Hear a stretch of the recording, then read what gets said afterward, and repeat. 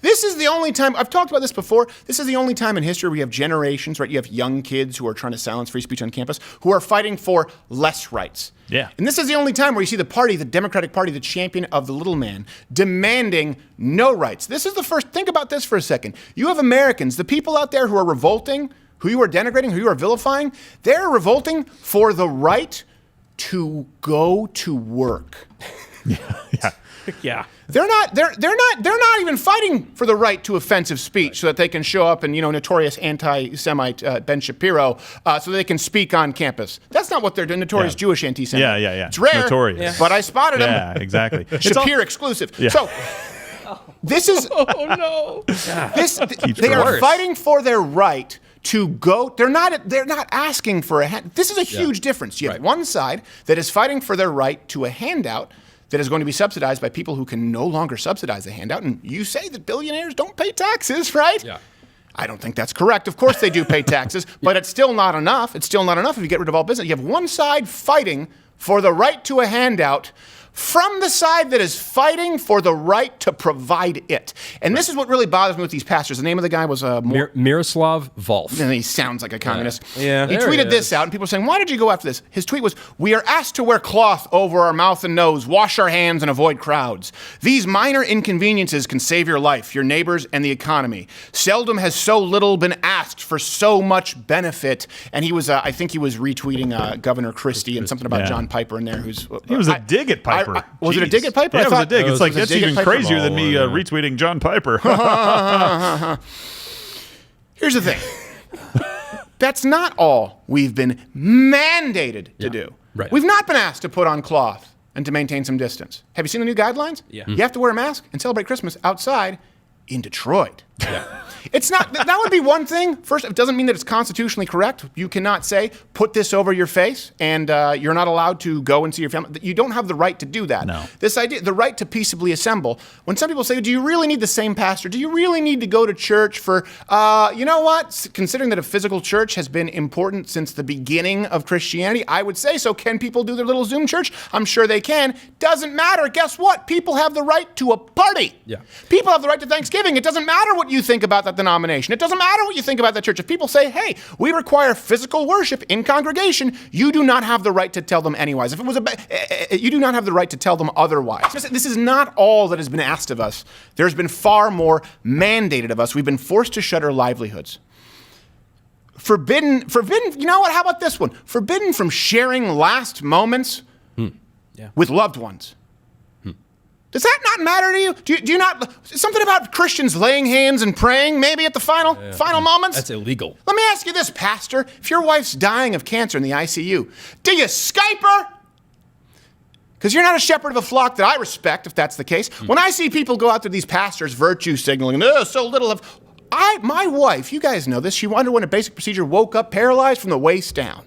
I went in to go visit her because it was supposed to be a basic 20-minute procedure. They weren't even going to put her under, I don't know exactly, but they did. She had a bad reaction to the anesthesia. Because my mother took her to the emergency room, this happened at the beginning of the pandemic, I rushed out of work. You remember, I said, I got to go. My wife can't move her legs. We don't know what's going on. And I walked up and they said, you can't visit your wife. It's only one person per 24 hours. I said, okay. I texted my wife and said, listen, they're saying I can't come in here. Of course, that's not true. But if I'm going to be on the nightly news tonight, I probably can't visit you tomorrow. So how long do you think that this stay is going to be? She said, hold on a second. Turns out my French-Canadian mother threatened the doctor and we were allowed to visit. But I can't imagine when people say, well, I wasn't allowed to visit my wife while she was dying. So you weren't, they didn't let you visit your loved one when they were dying? People don't let you. This is remarkable. And you have pastors, you have leaders of the spiritual flock going along with this. It's not just about masks and social distancing. It's about removing our most cherished traditions and celebrations, whether it's Christmas, whether it's Thanksgiving, whether it's praying over dying loved ones, visiting family, making merry. And you're willing to give that away so that you can tell everyone that you're one of those agape Christians. They tweet things out, these stupid platitudes right now. You see it because, obviously a lot of people, and I'm upset. I think people here are upset about this. I was upset when they wouldn't allow me to visit my wife. If I had to get a battering ram like the townspeople in Beauty and the Beast, one of Belle's dad's contraptions, I was going to be seeing my wife if I thought her life happened to be in danger. But apparently the Christian thing to do is, oh, no, okay, can you discharge her? Oh, you won't do that either? I get it, pandemic. Let me Zoom you, sweetie.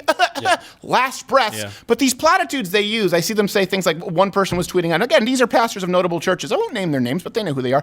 People who show the most contempt for others do so because they truly have it for themselves. That's such a stupid... Really? Really? George Washington? Churchill? I can't think of anyone who hated Adolf Hitler more than Churchill. That's just because he was self-loathing Nazi? This is the stupidest thing I've ever heard in my life. This is the problem without taking into account weighted morality. Christians get it wrong too. Sin is sin. No, that's not true. Is it the same sin if you have 50 Jews in your attic? To tell the Nazi, oh, I can't lie, 50 Jews in my attic? Or do you tell them, no, and you save 50 lives? This is a whole other theological, philosophical discussion that we can get into, but it's not even taken into account. The idea that contempt is somehow inherently wrong for a Christian. This creates a really, really dangerous precedent for everything else. By that logic, the monarchy, they were in the right because they didn't really have a problem with the American revolutionaries. They just go, we're just going to tax you, but we're not going to represent you. It was the George Washingtons of the world, the Reveres of the world, who said, you know what, we have contempt. We have contempt for you not allowing us to practice our religion freely. We have contempt for you taxing us without representation. We have contempt for a society that does not allow freedom. It's just because they all secretly hated themselves. Shut up with your stupid platitudes and go Zoom your dying relatives. You should be ashamed of yourself, you pussies. Yeah. And I know another one, just pray for him. Pray for him, because that's an angry Christian. Yeah, you know what, kind of like Jesus with the temple or the fig tree. Let's consider it that. Not saying I'm Jesus. I don't mow enough lawns. Isn't necessarily righteous indignation, but it's close. This is something else. I also see these pastors go, it's about this is something I see a lot right now too. In these divided times, it's about not about a monologue, it's about a dialogue. Really? Where's your change my mind, Mr. Reverend Man? Because all I saw was you deliver a sermon about how conservatives who are refusing anti-constitutional tyranny are simpletons. Yeah. Where's your dialogue? Tired of this shit. I get it. I expect it from Joe Biden. I expect it from Kamala Harris, who essentially used African Americans as slave labor by keeping them beyond their sentences in California prisons. I'm sad to say that now I'm expecting it from Christians in the church. And you know what? If you agree with people who are watching, whether it's live or archive, if you're as pissed as I am about this, hit like. Hit like right now, and maybe this will get through the YouTube fact-checking algorithm. But, oh my God. This is what passes so often as Christian cultural engagement, right? So that's the way, but really it's just holding up a mirror to the culture and saying, whatever you guys believe is what I believe, and then repeating it back to them. That's not how you win people over. And it also doesn't acknowledge that there's an absolute contradiction between belief and unbelief. And belief is something that does encourage families to get together. That's faith. Faith is actually going and knowing the risks of what you're doing and stepping out anyway, and doing something with some courage. But there is, as long as people don't acknowledge that antithesis, there will always be there will always be people that go into life without faith, and without bravery, without courage. These are wimps. You can't just come in and that's a good way to put it. And by the way, wimp, I don't mean that you have to have big biceps and go out and crush beer cans on your head. Audio Wade is someone who you would think is more of an artistic. Audio Wade, I know his wife, I don't know his family. Audio Wade has a backbone. Audio Wade has a brass pair. So does Gerald. So does CrowderBits. So does everyone in this room. I'm not talking about being physically tough. I'm talking about telling a nurse to, sorry, I know this isn't your job. You're a patsy for the higher-ups, but you better move or I'm going to throw you out a window because I'm going to see my wife. Male nurse, mind you. Male. It's rare, but I'm talking about a male nurse. Smart guy. I would never hit a female nurse. I'd just tie her up. Yeah. Well, this is because you're missing the story in the Bible where there was this famine and this plague that came in and everybody shut all the synagogues and they didn't go worship God like they were supposed to. And they all just said, whatever the tyrannical leader wants, we'll do. Absolutely not. The Bible is filled with stories of people overcoming whatever obstacles necessary to be able to worship God how they see fit. People were burned at the stake in Rome. They were used as lights down the street. Well, I gotta make a big thing. Just use a Google Hangout because I don't like you and I could hurt you. That's why. That's my justification at this point. It is absolutely unreal. I can't say that it's unreal. I should be more eloquent. I should be able to articulate myself better.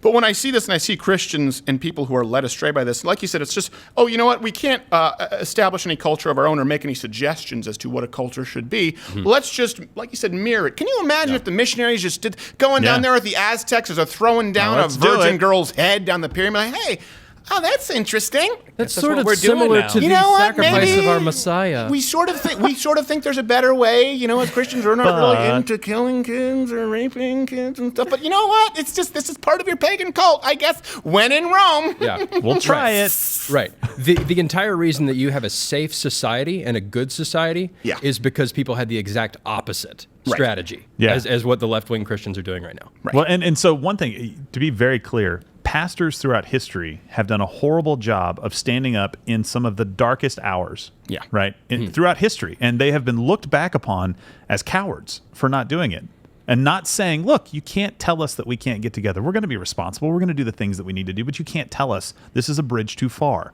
We've seen this over and over and over again. And somebody's going to come on and say this is not Nazi Germany in the 1930s. Yeah. And it wasn't Nazi Germany in the 1930s when it was Nazi Germany in the 1920s when this stuff started. I blame the United States and the Treaty of Versailles. That's only half joking. We did kind of screw up. We did. It's not a good international policy to browbeat. Don't make any country wear a dunce cap in the corner in front of all the other countries. This is true. It doesn't turn out good. And they tend to come at you with a vengeance. Watch Good Morning Mug Club live every Monday through Thursday at 10:15 Eastern.